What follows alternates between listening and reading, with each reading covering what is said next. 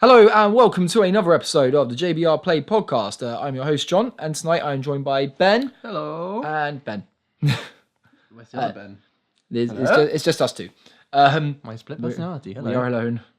But yes, anyway, guys, what we thought would be quite fun to talk to you about today are we did childhood heroes the other week, and we're not focusing on childhood villains. We're just talking about villains in general and what we feel makes a good villain. Who are our favorite villains, basically.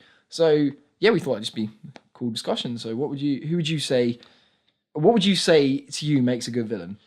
Well, I'm more an anti-hero person in general when it comes to that. So I like the mix almost. It's like the bad guy being the good guy. But when it comes purely to bad guys, I guess it's the villains that have personality, I guess, like a unique thing to them. Like obviously I think DC is better when it comes to the villains than Marvel. What do you mean in terms of films or comic books or just the characters in general? Okay. For example, because I love Batman, the Batman villains I think are great because they all have. Well, it's that theory, isn't it, that all his bad guys are part of his split personality or something, aren't they? Like parts of his that's a fan psyche, theory, isn't it? Yeah, it's not. I don't think it's true, but it's a nice idea because they are so unique and how they are. So you really you know who the Joker is, you know who Two-Face are because of how they are. Well, do you know who the Joker is? And I don't mean his identity. I mean as in because he can be so different and kind of flip. By that I mean when you hear the character or how he is, you know who you're talking about. Oh yeah, that's what I mean. They're so unique people, sort of thing, I guess. So what would you say is for an origin for a villain? Like, do you feel that villains are better if they're always evil, or do you feel the story's more powerful if it's a good guy turned bad? I was going to say things like what's he called? Was it Red Hood who did that? Red Hood, but there's several people that do that. For example, in Naruto, one of the big bads turned out to be Obito, who was, when you see him as a kid and a teenager, he was probably one of the most pure heart, kind-hearted people you could meet. He cared about everyone. He was late to all of his assignments because he was helping people. Kind of like one assignment he was late because he was helping an random old lady he never met before carry her shopping home and stuff like that. And then he was so damaged and hurt by what people did in the world that it turned him evil because he just saw how dark and cruel humanity was, and he lost the people he loved, and it just made him angry. And it was similar with Sasuke in Naruto actually. When you see flashbacks to when he's a little kid. He's an anti-hero, I guess. But he does go full on villain. Does he? Yeah, like at one point. And when he's a kid, he's such a happy, positive character. And then when he sees his family murdered by his brother and his whole world has just been betrayed by one of the people he loved the most, it breaks him. And he does start going down this dark path. And by the end of it, he kind of switches. So he starts going full on villain, and then he becomes good. And it's kind of an undercover good. It's like he wants to do the right thing, but he has very dark ways of doing it. And then Naruto beats Sense. Literally, they have a huge fight, and he beats Sense into him. Kind of, but it's more because they get it done, don't they? But it's not right. He's literally like the leaders of the 5 villages are the reason to blame for this. The whole Kage system is to blame for this. Therefore, I'm going to eliminate the Kage system by killing them all. And and they're inherently good. When you know the Kages, they're actually good people. They've just got difficult jobs, and obviously it's the same as running a country in real life. You can, even if you have great intentions, you are going to do things that are going to upset people. You can't please everybody. So I'm going to kill you. You can't make everybody happy.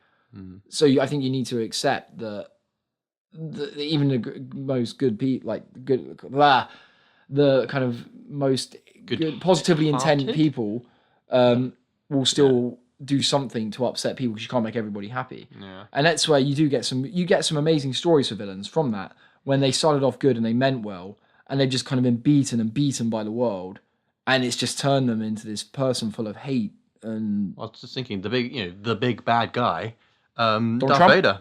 Well, we said the same thing, didn't we? Yeah. Yeah, Darth Vader. He was, he's a very good guy, but it was him trying to. Because he wasn't trying to be evil, he's trying to do good, save his wife. Yeah, they are married. Yeah, trying to save his wife from dying. So it's like he's doing this for her because he wants to protect her.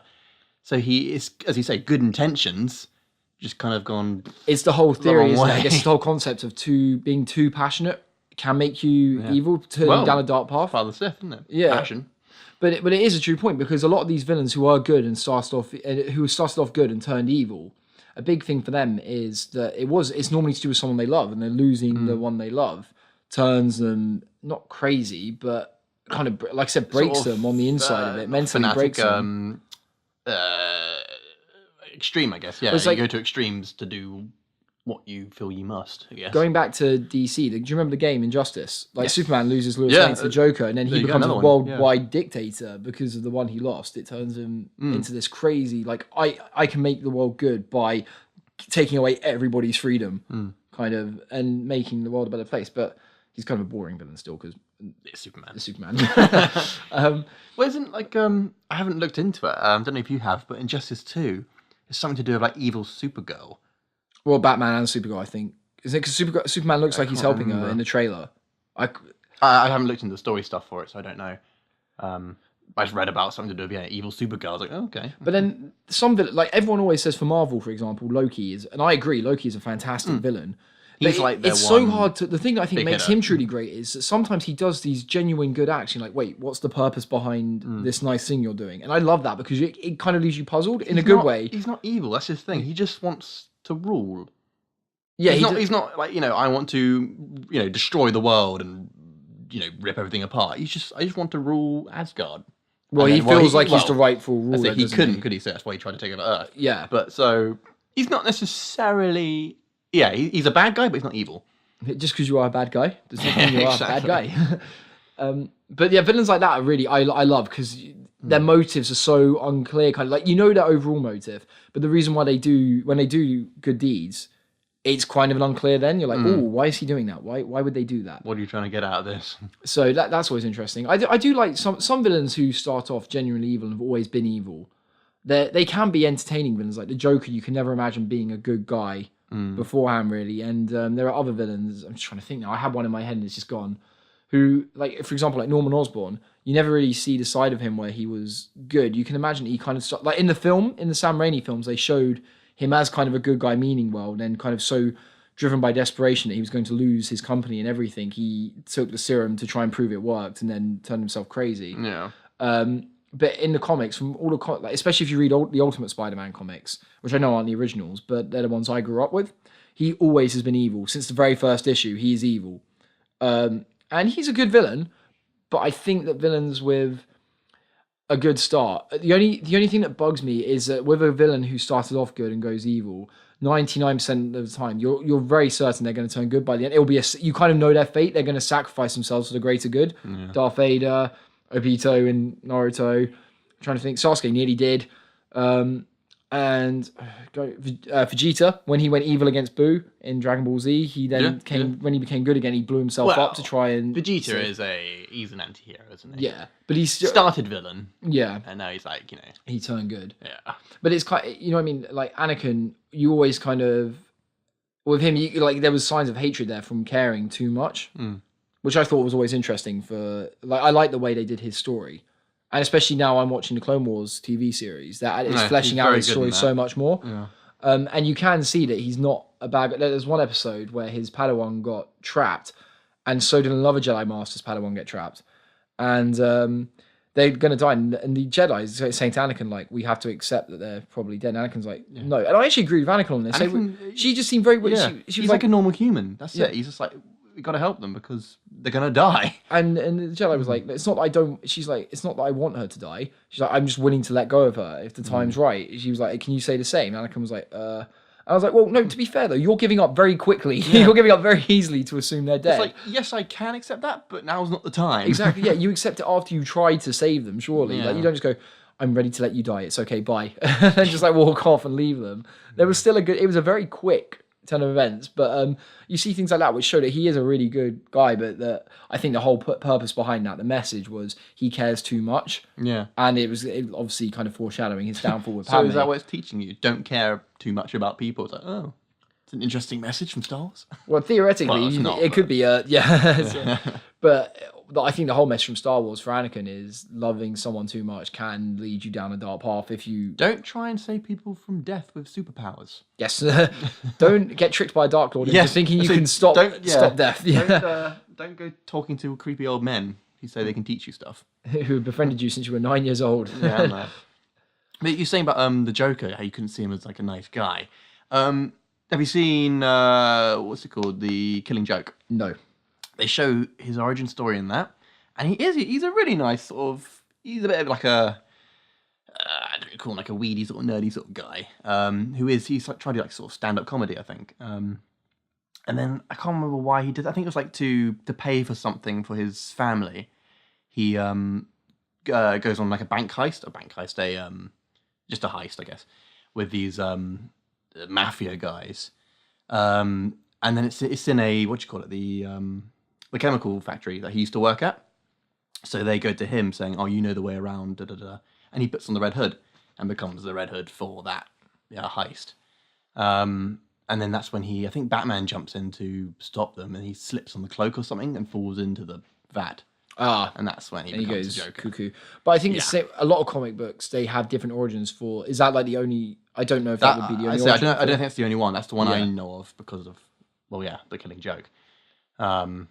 Because I was thinking as well, like even to do actually thinking about it, they released a separate comic from The Walking Dead for Negan for his backstory, and he was actually a good guy. And apparently, one of the reasons why he kind of turned dictator was he tried to help people, and they just wouldn't listen to him. He was like, "Look, you're going to die if you go there. Come with me, and we'll go and find a safe zone," kind of thing. And people were like, "No, I can do it on my own," and they'd walk off and leave him, and then get killed by a zombie or something. And he's like, "I told you," and he got so fed up with people disobeying him and dying, kind of. Not when I say disobeying, I don't think he always tried to be the dictator, but he was just trying to help in his way. And when they ignored what his advice and died, he got so fed up with it that he became this dictator so that people did listen to him. And it does. You see his way. I don't agree with it, but it works. Like on the Walking Dead, I watched something the other day counting how many of Negan's men have been killed by Rick's before season 7, and it was 47 men. 47, and he's still got a couple of hundred at least. So he's doing something to keep them alive. Obviously not against Rick's group, but he's doing the job. He is saving people technically. Yeah, the saviors. Yeah, well, and they do technically keep the other groups alive. It's just obviously it's a really evil play to like they occasionally kill one of them to keep them in line, kind of thing. Obviously, it's not a good way of doing it, but it's better than just going and mass murdering them, I guess. But it's a very. I would obviously be very uncomfortable seeing that kind of thing in a real life apocalypse situation. Be like, he evil. You dick. But it's like the governor as well from The Walking Dead. He used to be, before the apocalypse, he was a good guy. And then his wife was killed in a car crash. And it made him very resentful and hateful towards the world, which eventually led into this psychopathic downward spiral, which made him in the end of the world become the governor and become the crazy, lying dictator that we all see in the TV show and people read about in the comics. So even the really darker villains, it does seem like it is a common trend for them to come from the good guy. And there's also...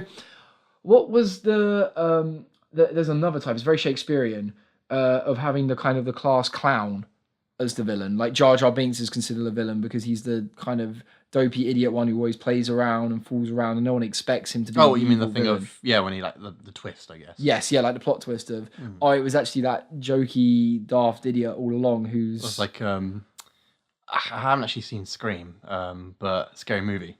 The super dopey guy. It's like, what's he called? Like, I think he's called Doofy or something. Doofy, I think that's the name, yeah. And he just turns out to be like, oh, he's actually like the bad guy. That's why everyone theorized that Jar Jar Binks might be Snoke. Snoke But I think I've told you this, but it is there. The guy who I saw a video about it, it's all there because like the big one that got me, I was like, I think they actually planned it, was because was it when they land on Tatooine in Phantom Menace?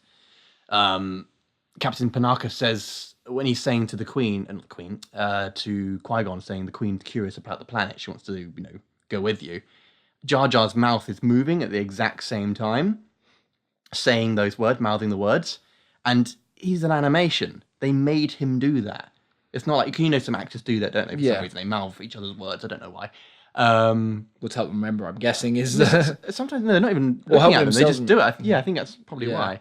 But Jar Jar does it. So I'm thinking, I don't know if he does it any more times, but I think he does these things whenever there's like a big event change, that will change the events of the film or the universe. So, yeah. There's a lot of he it doesn't there. look like Snoke in terms of his eyes stick out on little like antenna type things on his head, whereas Snoke's got normal human eyes. So unless he's found a way to switch bodies, shoved his eyes down, or he's found a way to switch bodies. Not just necessarily saying Snoke, but I'm thinking maybe that's what they wanted to do, and then because everyone hated him so much, they're like, okay, we'll let him go. Would you argue a villain is equally as important as a hero for a great story? Yeah, because there is no hero really without the villain. Exactly. Yeah, they need like you need someone to bounce off. You need your yin and your yang. Exactly. Otherwise, Yeah. what they're doing. Do you know who I really love? I will save you from crossing the road or whatever. I don't know. In RWBY, I love the villain series, the whole ensemble of villains they've got going on there. Like I love Torchwick as the initial villain, kind of, and you obviously realise quite early on that he's working for Cinder. Well, yeah, but he's still quite intimidating on his own. But he's got the real kind of cocky, like suave criminal attitude, and he's really cool. And then you've got they're also different. Like Cinder, obviously, is the person who tricked everyone beneath her. She instantly makes feel inferior to her. But then, obviously, as soon as she's around Salem, who is the big bad, she is like quivers under her. Yeah, she's terrified, but she wants to be. Say, like even Tyrion says it when they're like, someone said, I think Crow says something about his queen, and then Ruby's like Cinder, and then Tyrion's like, oh, she wishes. Yeah. And then you've got Tyrion as well, who's kind of crazy and insane, but he's kind of got a Joker vibe to him a bit. But I would love to know more about him. Yes, I like him, but I don't like him because of that. I think it sounds too much like he's trying to be. I don't think it does at all. No, I think he's all right now because as it's going along, he seems to define himself a bit more. But just when I first saw him, I was a bit like, you're a bit stereotypical. Oh no, see, not Joker for me. guy, No, not at all. When I first saw Tyrion, I loved him. He creeped me out in a good way. I was like, oh, he's the kind of person you wouldn't want to bump into on the subway. Kind of like if you're on the subway, I'm not American. If you run like on the train or something and you saw someone sitting in a seat there, you might be like, I'm not going to sit next to him. You'd be like, why have you got the tail of a scorpion? Oh no, I meant like the way he acts though. I meant he's like the way he giggles to himself. Quite, it's an eerie giggle. Did he talk to himself? A bit, kind of. Yeah, he's and but then I like the way that he when he's fighting Team Juniper, he's got not Team Juniper, it's Team Ranger or Junior. Technically, when he's fighting them, he's he's crazy but calm and collected at the same time. Like he's toying with them, and you can tell he's toying with them. So he's not going over the top crazy psycho. He's keeping it together, and then Crow comes in, and even then he's still keeping it together until his tail gets cut, and then suddenly. Well, he freaks out because he just had his tail snapped. And he just suddenly goes into anger mode, and it's awesome, like the way he changes like that, the switch. And I loved it. And then obviously there's two other villains who we don't know much about. We've just had one of them introduced again. Well, he was introduced in the first episode, but this is the first time we've seen him since the first episode. Well, the big guy. And who hits the ticket machine for Oscar. Yeah.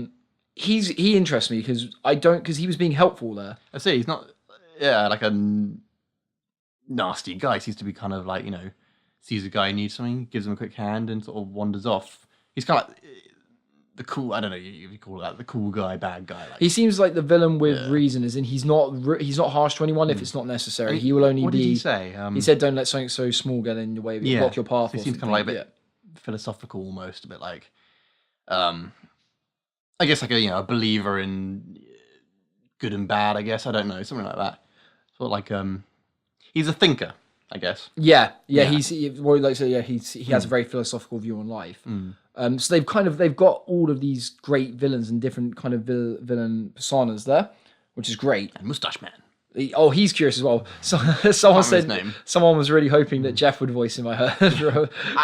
That would ruin it though, because he looks so much like Jeff. If they did I think that, it'd be brilliant. Would be Jeff. I think it'd be so funny.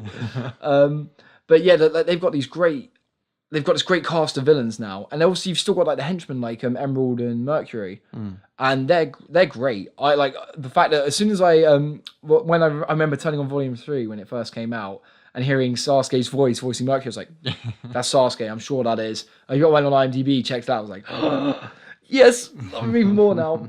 And they're also different in the way they fight as well. Like I think that's one of the great things about the world of RWBY is you can make very different fighting styles. RWBY, they're all unique in their fighting, yeah. And what was cool, again, going back to Tyrion, one of the things I loved about him was he's obviously the scorpion tail, but he's designed his weapons to be like a scorpion. They're like the two pincers on a scorpion, on Scorpion's arms, I'm guessing? Would you call them scorpion arms? It's a scorpion hands. That's what they are. But it's fantastic. Like it's just really creative thinking for that, because I wouldn't have thought that. Even if he was a scorpion, I wouldn't have thought of making his hands pincers. So it was really genius whoever came up with that. Yeah. And like Mercury's obviously got all of his martial arts into his kicking, very taekwondo-esque, kickboxer-esque style fighting, in the cannon boots, which are really cool. Shotgun kickboxing. But I think they're great villains who will play off against the heroes very well. I think seeing Tyrion going up against Ruby, Ren, and Crow. It was amazing. But it's not my even favourite fight of the whole thing, I think. But it's not just a fight; it's the way they talk. They bounce off one another, talking. I mean, their dialogue. Yeah, It's I don't mean just fantastic. the actual physical hitting. I mean, the whole thing as a sequence. So I think as a series, they've done very well because they've always had great characters, great heroes. You've always loved the heroes of Ruby through and through. Yeah. And I think it's the same with the villains. Like now, like the villains of, I mean, like I said, I've always liked the villains, but now I'm really. We don't have any weak characters where you're like. Exactly. Yeah. Exactly. Which is very well done. Emerald's a bit. But I think no, I don't. I disagree. I think Emerald's going to have something very big coming up. I hope so, because to me she's a bit in there. You can see. It felt like in Volume 3, she was very hesitant and reluctant to do the. She was very not reluctant, but she was hesitant to manipulate people. Yeah. Well, And she's not. She was evil. having She's doubts. not necessarily bad. She only helped was it because she was hungry, wasn't she? So she was taken in. By She was Cinder, an almost. orphan who you feel was kind of rescued by Cinder. Like the whole I rescue you, but now I own you. Yeah. Type of So thing. she's not doing it because she's like, I'm evil. I'm going to do this because I want revenge or whatever. I can see her, and also there's the very mysterious character who we haven't talked about, Neo, who is a big fan favorite, who obviously doesn't talk. Where she came from yet, do we? We don't know anything. We don't know if she's coming back. We don't know anything about her because she could come back with vengeance because she was obviously very close to Roman. So she could come back with vengeance for Ruby as well, or she could go back to Salem and try and something like maybe with a pen and pad and be like, "They killed Roman. I want to kill them. Help me." With a little smile, like. Yeah, but she's brilliant, I think. And then obviously they've kind of Raven's kind of villainous. I think she's anti-hero material because she's not. But, well, she did do something evil. Like, that village that Ruby's new team went to, it was her. It was pretty much implied that her bandit group were the ones who killed everyone there and destroyed it. Which one? Which? So very early on in Volume 4, there's they find an injured huntsman, in a destroyed village. Oh yeah. And that is implied when Crow and Raven are talking. That Raven I thought you meant in the latest destroyed one. it. I was like, that was the Big Grim. No, no, this is a lot earlier on. But yeah, that's a show which we'd highly recommend. The villains are great there. So if you're looking for good villain material, check out Ruby. The other thing about villains that I like is if they really look cool, sort of thing. If they got a good look to them, so you actually they appeal to you because, well, you see them, you go, you look fucking cool. Well, if you look crap, then you'd be like, I don't really care. Well, I think one thing as much about villains that I love is that there's no boundaries. Almost. Well, sometimes when villains do have boundaries, it's interesting, but a lot of villains don't. And whereas a hero, for example, if you're comparing like comic book characters, or Spider-Man, for example, will never kill, which is great. No, it's great, but you know his limit. You know his limits. You know where he will stop and where he draws the line. Yeah. With a lot of villains, you don't know how far they will take it. And that's quite scary. And that kind of keeps you clinging on like, oh God, when a villain wins a fight, like, oh God, what's going to happen to the person they're fighting? Like if it's a hero or just a random civilian kind of thing.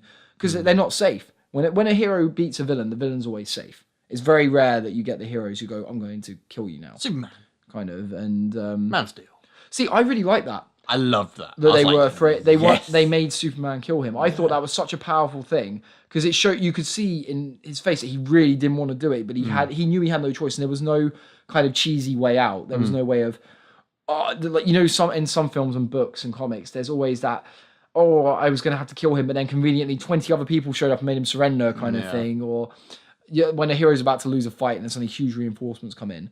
There was no way out for Superman there. That was the only option if he didn't want those people to die, and he did it. Yeah, that's what I like about the stakes weren't. They were big, but they weren't huge. It was literally just, like a family. It wasn't like, a whole town or village. That's what I liked. It was so just personal because you have literally those people right there in front of you are going to die. And you could see their faces, their panic, their despair. Yeah. And you saw his despair after he did it, the way he broke down after he had to kill him. He was very good the way he did that as well. There was no Darth Vader about it. Yeah. No, it was brilliant. And things like that I think are great because it pushed him past his moral compass. It pushed him past the point where he was okay. And then sadly in Batman v Superman, we didn't get to see the backlash of that. I would have loved to have seen how he had dealt with that. It'd been amazing to see like, the aftermath of that. They never brought that up. The fact he had to kill him. I would have loved to. I don't know if that's why he was so broody in Batman v Superman. Maybe that was it. Maybe that's what they were trying to get at. I haven't seen the extended edition, so I can't. I don't know if that's been explained or anything or implemented in the extended edition. But in the standard edition, it's not at all. They don't mention what happened back there, kind of, which is a shame because it would be nice to see how he coped. Well, the destruction, didn't they? That's what they were kind of trying to cover. Yeah, but I'm talking about Superman personally. We never saw how he reacted to having to kill someone. We never saw how he dealt with it afterwards in the long term. Yeah. Which again, that again, a good villain can do that. Will push you past your a villain, and in a way, that is an amazing story in itself. When you get a villain who's strong enough to push a hero past their moral compass, to force their hand, to make them do something they're not okay with. Well, past being a hero, because that's when you hit the midline between hero and anti-hero, because anti-heroes don't give a shit. But also, okay, for example, The Dark Knight with Heath Ledger's Joker. Yes. How amazing was that when he gave him the choice between Rachel and Harvey Dent? Yeah. And he flipped the twist was he flipped killing them. But whoever you save, someone dies. That was such a bad choice. That was such a brutal thing to do. And it worked because it pushed Batman to a point where obviously he had to make a very harsh decision. Yeah. And there's no right or wrong answer there. There's no way Batman wins. Whatever happens, Batman loses in that situation. And that was I think that to me, that was one of the things about The Dark Knight I truly loved, was that despair of Batman being like, he obviously wants to save both, but obviously he chooses Rachel because she's the love of his life. And it was just, it shows that he's not perfect, kind of. It shows that these heroes do have a point. The villains can push the hero's buttons in the right way. What? He let her die. No, he went for her. The whole plot twist was that he lied. He said that Rachel was where Harvey was and Harvey was where Rachel was. He goes to save Harvey? No, he goes to save Rachel and Harvey's there. Oh. They swapped them round. I forgot about that bit. Yeah. They switched them around, so he went to save Rachel. He made the decision of his own personal interest over the benefit of Gotham, because Harvey obviously was the great political party for Gotham. Yeah. And Harvey was trying to make Gotham great. Why is forgetting that? Not great. That sounded very Trump-esque. He's trying to make Gotham a better place. He gives it back to you. The people. No, Donald Trump is Bane now. We decided. But yeah, and like he knew exactly how to kind of twist it for Batman and make, because that obviously with Batman caring so much as a hero, the villain has played the perfect part there by defeating Batman. Oh, even he's breaking him. He's broke. Yeah. And that's what he's trying to do. And in the end, he didn't break him, but still, he got very close with what he did. And that, to me, is a great villain. In a story, if you've got a villain who can push the hero in that way and force him into a dilemma where there's no way out. Like, for example, in the very first Spider-Man film from 2002, the Green Goblin was like, choose these kids or Mary Jane. And Spider-Man finds a way to save both. There's a way out. Yeah, well, it's Spider-Man. Yeah. Obviously, the same thing. Well, I say it's also the classic, the older generation of films, which were that sort of cheesy sort of, oh, look, he did both, well done. Yeah, whereas... Before it got darker. Yeah, exactly. I think films are slowly getting darker, but I personally enjoy it when they do, because it adds so much more to it. I think it adds so much more depth and character development for both the villain and the hero. I was about to say American. Amazing Spider-Man 2. The fact he couldn't save Gwen. Yes. That sort of thing. It's just like, ugh. But you did see afterwards, I mean, I know it was kind of rushed because they had to rush through it, but you did see him grieving and dealing with it, and he quit being Spider-Man for a while, and it's implied it's been I think it was like 4 or 5 months, he just did nothing really, he just grieved. Still technically not that long for that. Fair enough. I think but the whole point of the whole message behind that is, isn't it, you can't, even when you lose someone you love, you can't stop doing what you're doing. Kind of, you can't just give up your own life because you've lost someone. You need to find a way forward. Just push on with it, wasn't it? Yeah. And like he dropped the mic, didn't he? He was like, right, come on then, sort of thing. But he was like, I'm back, and he was quite cocky. He was going back to his original self. And but annoyingly, I would say that Goblin was a great villain. We just didn't get enough time to see how. Yeah, well, he's a different Goblin as well that we've seen. He's coming into the actual sort of mutation-y type one. But we didn't get to see it properly, so it's a shame. Like it wasn't stretched out more. That would have been great if they could have stretched out a bit more, so we could, because he's a fantastic actor who was playing him. His name's completely escaped me now, but brilliant actor. It's just he got enough time as Harry Osborn. I liked him as Harry Osborn. We didn't get enough time of him as Goblin to basically appreciate how dark this villain is. Yeah. and how desperate he is. Because afterwards, because this serum kind of saved him, but also didn't because it made him into a monster. It helps him to be like half and half, didn't it? Really? Then it just kind of became the plain old revenge story of I want to get you Spider-Man because you didn't give me your blood. That could have saved me. Which seems a bit weird. It felt like he had a good valid reason, so I was like, let it go. But obviously, if you're crazy, and I think it's implied the serums made him crazy to do that. But villains that work on that basis are it's a bit of a basic storytelling. I love the villains where there's a lot more to it than just revenge.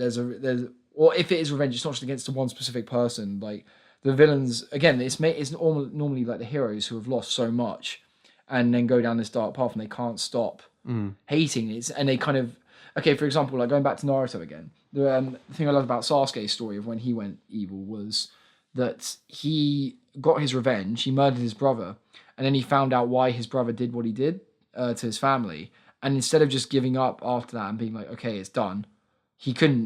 The anger was still there. The revenge didn't solve anything. The anger was still there. And then he just kind of channeled that anger instead into going after the people who forced his brother to do what he did. Yeah. And he just couldn't let go. And that's the whole. And it developed a lot more then. His character became a lot more interesting because you could see that he wasn't evil. He still cared, and he didn't want still human, the world to be a bad place. But he'd just been so hurt by all these people, and he just felt so betrayed by people who were supposed to protect him that the anger at that just turned him into a horrible person. And then eventually he did go quite a bit off the rails and nearly kill one of his teammates. But yeah, one of his teammates. This is the point where Sasuke really turned was he went after one of the leaders of the village, the Hokage, Danzo, and he beat him. And with Danzo though, it was kind of awkward because Danzo was a good guy, but he was very much a person who saw himself as the darkness in the light kind of thing, so to speak. Like he would do the evil jobs that no one would to keep his town safe. Yeah. So he would do the dark, nasty stuff that everyone frowned upon to keep to keep his people protected and happy. And Sasuke's about to kill him for revenge because he's the one who ordered Itachi to murder his family. And then he grabs oh my god, I've forgotten her name. He grabs Karen. He grabs Karen round the throat and he's got a knife and he's like, I'll kill her if you try to kill me. And Sasuke goes, okay, and then just stabs through both of them. Doesn't he? Yeah. He stabs both of them, and she's like, "What the?" And he's like, "You were useless to me the moment you got caught." And you're like, "Oh, he's become very detached and very cold." And it got the job done. Yes, but that's a very villainous way of thinking, and to me that made him a great villain. Though was the way that like that switch because we didn't expect that because even when he kind of left the village and became not necessarily evil, but went down this dark path, he still cared about the people he was with and would do anything to save them. Well, he does say he's going from the hero to... Exactly, this was the turning point. This was quite villain, kind of... I would say villain. Because he's someone who he's loyal to. He just went, right, you're dead to me, you're useless, so I'm going to kill you. That's not... You can't even say that's anti-hero. That is full-on villain behaviour. I call it half and half. I would say that's villain behaviour because there's no valid reason. It's not like she did something to betray him and then he killed her. He's getting the job done. He's not like, I'm going to kill you because I can. It was a thing of, you messed up. So I've got to do this, so I'm going to do it. I would say that's evil though. I'm not saying it's not evil. I'm saying is it necessarily evil villain? I would say that was the change. Yeah, because if you think about it, if he still actually cared, he would have what he could have done was he could have spoken to Danzo and tried to distract him and then done something. Or he could have stabbed at a different area so that Danzo wouldn't get a kill on her, maybe injured her. Where did he stab her? In the heart. Oh, okay. I mean, she lived, only because luckily there was a medical ninja nearby, but if there wasn't, she would have died. There you go, I've just looked it up. Villain. A cruelly malicious person who is involved in or devoted to wickedness or crime. I say that's wickedness. He was devoted to that wickedness. He stabbed her through the heart. Yeah, that's a villain. A character in a play, novel, or the like. Oh, right, yeah. Who constitutes an important evil agency in the plot. I'd say that makes a villain. But it's like, though, in a way you have to be... Do you feel that for someone like... Okay, perfect example. For Darth Vader, do you feel that seeing the prequel trilogy made it harder to forgive him at the end of Return of the Jedi when he went good? Because you see him... harder to forgive him? Because before you've seen this, you don't see him... You know he's evil. Well, you don't see him do anything that villainous. Like, he's not on the Death Star when the Death Star fires. It's his organization. It's the Galactic Empire, but it's not him firing at Alderaan or anything. It's not him... But I guess you just assume he is part of it because he never shows remorse or anything. As Darth Vader in the original trilogy, he is, he's all in. He's like, this is what I'm part of. I'm happy about it. But he never does it. You never see him pulling the trigger, I guess, is the point. So it's harder for the audience to blame him for it, if that makes sense. Yeah. If you notice with a lot of villains and heroes in stories, they never. One of the reasons why they'll never kill someone and the villain will kill themselves or something instead is so they'll try and kill the hero, miss. And for example, going back to Spider-Man backflips over the glider and Norman stabs himself. And in Dragon Ball Z, actually to be fair, Dragon Ball Z doesn't do it. The heroes do kill the villains. But in Naruto, if you watch it, Naruto himself hasn't actually technically killed anyone. Oh, Frieza killed himself, didn't he? Against Goku, yes. Yeah. Goku didn't kill him there. Gohan killed Cell, yeah. but he's the hero. Trunks killed Frieza, technically, when he came back. No, technically. But TFS? Technically, it was me. Yeah.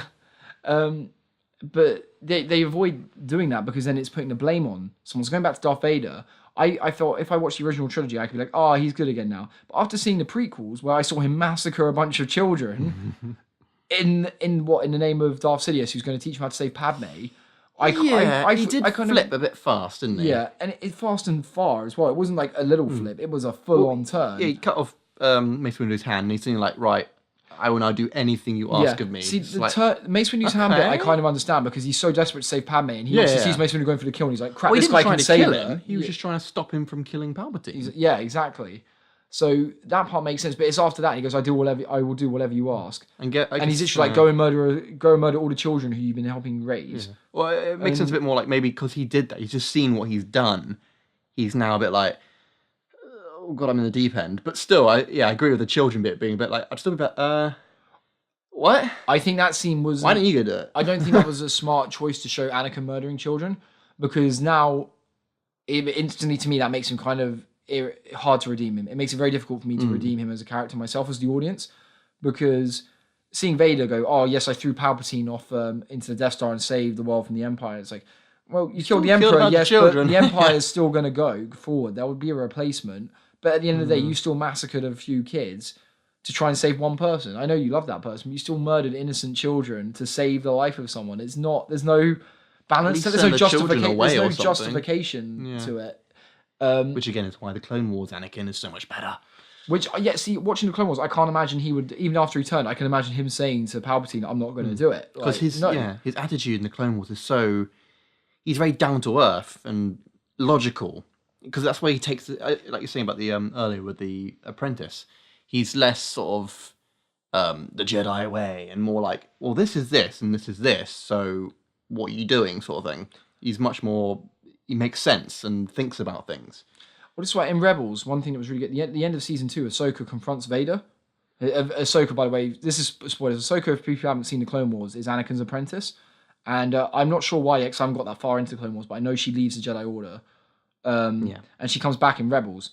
And there's a bit where her and Darth Vader are fighting.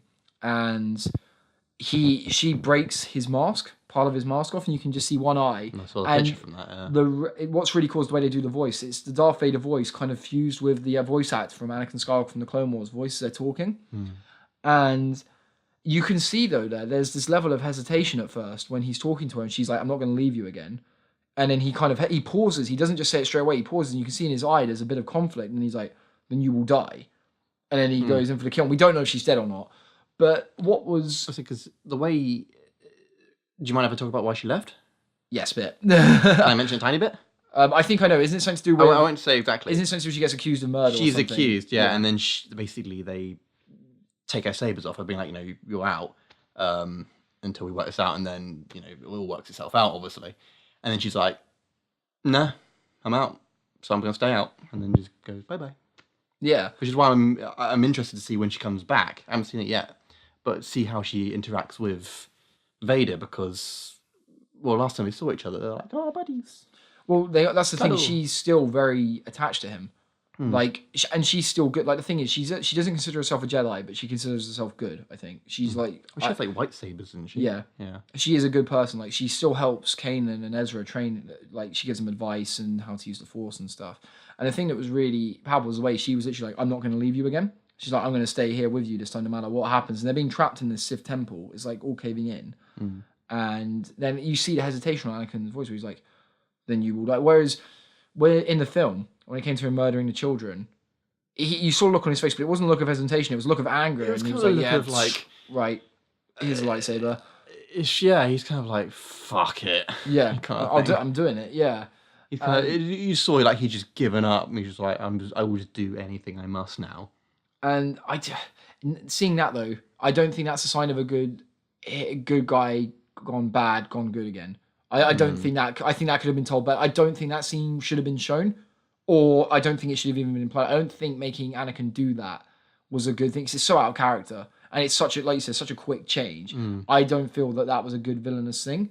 It may be a few years down the line after Padme he could died, definitely have done that. When he was Darth Vader properly in as the you suit, say, further down, he would have done it. Well, end of Rogue One. Yeah, the way he went through everyone. That makes sense though, the way he is, because he's Darth Vader. He is full on. And it's like, could you imagine if Darth Vader had lived and become good, and him and Luke are talking? He's like, so Dad, what happened when the Jedi Order fell? Nothing. Ask your mother. Oh wait, yeah, there was a man who happened to just massacre all these children. Is that you? His name was Anakin Skywalker. That's you. Shut up. His name was I'm Vader Man. Flanagan Flywalker.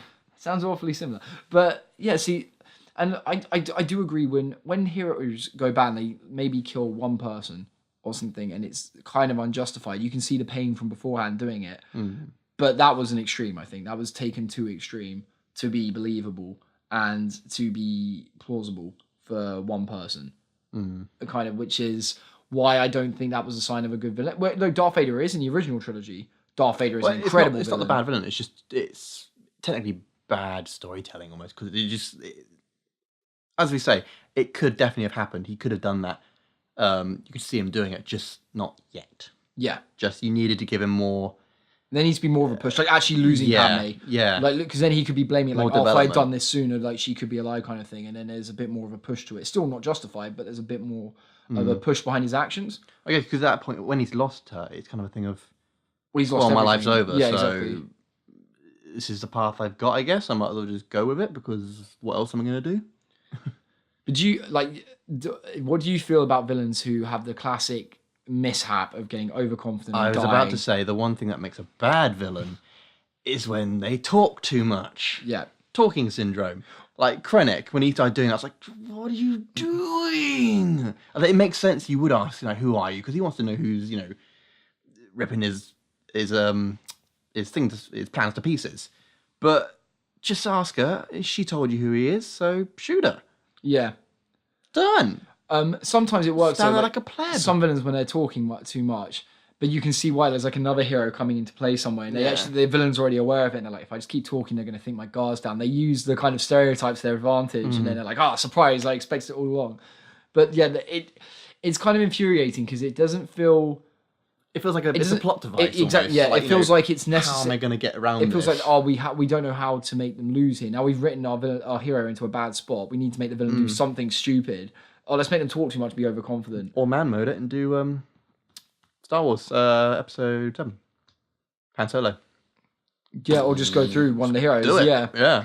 But it's like even Darth Maul kind of had it when he got Obi-Wan down. He didn't hesitate with Qui-Gon at all. And he's just smacking the side of the thing, making the sparks for him. Realistically, he would have reached down and gone, stab. Or why didn't he just do what he got him down there for force push? Why not just be like, get off and force push him off the thing? Everyone's like, force pushing back. No. But yeah. Why didn't Obi-Wan just force pull him down? Yeah. But it could exactly that. Because plot, John. That's why. Exactly. But it was just unnecessary. It was like, oh crap, we got Obi-Wan in a bad spot. How do we make him win from here? And it was, let's make Darth Maul overconfident. Yeah. Well, no, Darth Maul had the high ground. I know, that's my point. I wish Darth Maul had said that to him. It's over. I have the high ground. Shit. Yeah. Wouldn't Obi-Wan at the point with Anakin being like, I made that jump. Maybe he can make it. Yeah. A bit hesitant. Oh dear. It was like, well, Darth Maul didn't try and slice at my leg, so maybe I should do that. Well, no, Darth Maul just kind of 180, didn't he, on the spot? He just turned around to face looked there and watched him and went, what are you doing? Oh, hello. Oh, shit. I think it's because he didn't expect him to have a lightsaber, because he obviously got Qui-Gon's and then went, he just didn't see it coming. But yeah, that kind of villainous behaviour, I don't think is really good. Well, it feels more, much more plot, as I say, plot devicey rather than how they actually are. In a way, though, it does mean that when you finally get a film or a book or something where a villain doesn't wait around, it's a lot more shocking. So, like, I can't remember what I was watching the other day, but I was watching something and the villain was like, I could just stand here talking, and then bang, shoots the person outright. And you're like, oh my God. Like Deadpool. Where did that come from? Yeah, kind of, yeah. What was it like? You have one, was it like 4 or 5 moments in a lifetime to be good, and he just shoots. He was like, ah! And doesn't waste time. But that's, like, it is a lot more shocking when they do that now. I guess you can kind of thank the villains who talk too much, because then when a villain does do it how a villain should, you're like, oh, that's cold. And it does shock you. You're like, oh my God, what did I just watch? Kind of. So it's very powerful still. It's just infuriating when there's a villain you love who talks too much. And as they're talking, like, no, look, and you just know it's coming, their downfall for me. You're like, look, just stop talking and do what you're going to do. Be the villain you're meant to be. Don't go over the top like classic Bond villain. Yeah. Now I will reveal all my evil plans before I die. You know everything. Yeah. Oops. That's another bad one. Is when they talk about stupid things like that, where they tell, like, oh, you're going to die anyway, so I might as well tell you what I'm doing. It's like, no, just kill him. Well, the hero, like, well, I didn't ask, so I don't really care. But no, I think it's very hard to define, I think, to kind of hit the nail on the head of what makes a great villain. But there's definitely, for us, like, what would you say your top 3 favourite villains to kind of end on? Top 3. Oh, God, okay. Number 3, it's top 3 low. I like Kylo Ren, and I think he's going to get better. If he's going to stay villain, who knows? We'll see. But I do like him. Obviously, Vader. He's got to be up there for me. And probably the Joker to go with me as well. Okay. I do love the Joker. Ooh, for me, this is tough. If you're asking me which Joker, probably the one from the Killing Joke cartoon. Okay. Is it Mark Hamill who voiced him? Yeah. Or, yeah. So, very good. For me, number 3 would be probably Loki from Marvel. I do really enjoy the film universe one. The film MCU one. Yeah, Tom Hiddleston does a fantastic job. Yeah, through and through playing. He's great. I'm trying to think of other villains with. Vast from Far Cry 3. Yes. Have I ever told you about the God, definition of lesson? He is fantastic as a villain. He's just spine. He made me love that game. Because did you play it all the way through? Yeah. Spoilers for that game. When he dies, I was like, the other villain's such a letdown anymore. Yeah, I don't care. Yeah, the other villain was a real letdown. So boring. My number 1 villain spot. That is tough. Because there are a lot of villains you kind of watch like, I like him. He's cool. Who's a villain recently who I've just watched and been like, wow, this is incredible. I see he's not one of my favourites. Oh, is he possibly looking at to the future, the Vulture, just from the trailer? Oh, Michael Keaton looks sick. Sick. It's not one of my favourite villains, but I will say I love his approach was Zemo in Civil War. Yeah. It was a very big change of pace in saying the big punch out with the villain at the end. The villain just manipulates the two heroes to have beat the stuffing out of each other, and I really like that. And I know he didn't really get some people were disappointed that he didn't get fully fleshed out to fight. Like I said, he's not my number 1 spot, but he's definitely worth a mention because it's such a refreshing tactic, and he didn't talk too much at a critical point. Like, and when he did talk too much, he made sure he was safe behind a big door. And was like, before we get any further, watch this tape, kind of thing. Well, he wasn't talking; he was doing his plan. That was part of it. Yeah, and then when he told Black Panther what happened, that wasn't talking as in I've won. Well, that was more. I've done what I've got to do now. Goodbye. Well, it wasn't even that. It was more I think justifying it to someone. I think because he's not a bad guy. He's not a villain. He was doing what he did because he was so broken by what happened to his family and the fact the Avengers didn't even stick around to help. They just destroyed half the city fighting Ultron and left. So the way he sees it is like he even apologized, didn't he? He was like, "I'm sorry that your father died." It was literally caught in a crossfire. It's not. There was no intention of him being killed specifically. Man. And Sophie thought he said, "He's a beautiful man." I was like, "What?" He was a beautiful man. Beautiful. But I really like that type of villain because it's different. He's not the stereotypical villain who just goes in punching the hero and like goes fist for fist with the hero. He knew he couldn't beat them, so he had to think outside the box. The brains villain. And that was really interesting. I did really enjoy that. So I thought he was a good style of villain. Anyway, guys, I think we're going to end it there. Thank you so much for listening. We really hope you enjoyed it. If you have any topics you'd like us to discuss in future podcasts, please leave them in the comment section below. And yeah, thank you so much for listening. Until then, we'll see you next time. See you guys later.